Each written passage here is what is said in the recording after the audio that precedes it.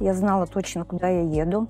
Я знала цены, я знала улицы, я знала районы.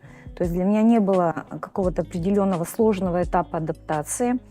Тут говорят, сложно многим бывает интегрироваться. У меня вообще такого не было. Сам центр Мерсина, да, там есть, конечно, старые постройки, но это буквально 2-3 района. Там промышленные предприятия.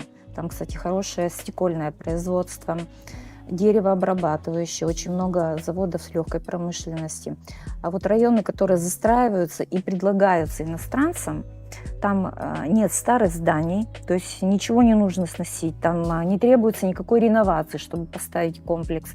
И поэтому эти современные комплексы, они как грибочки растут практически на ровном побережье. Несмотря на то, что вроде небольшое расстояние, 380 километров, но климат, да, он отличается от Аланийского влажностью.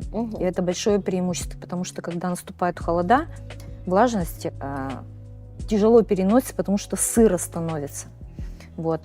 И когда жарко, влажность тоже переносится намного тяжелее. Есть не закрыты районы тоже, но они закрыты локально.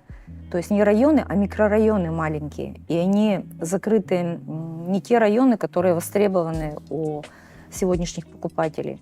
В Алании ситуация противоположна. Здесь закрыли районы, которые очень популярны для покупки недвижимости у иностранцев. Ну, то есть у нас.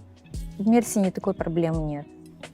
То есть ВНЖ выдается, в 90% все проходит гладко, все нормально. Можно смело прибавлять 25-30%. То есть очень выгодные вложения и для себя лично, для личных целей, и для инвестирования.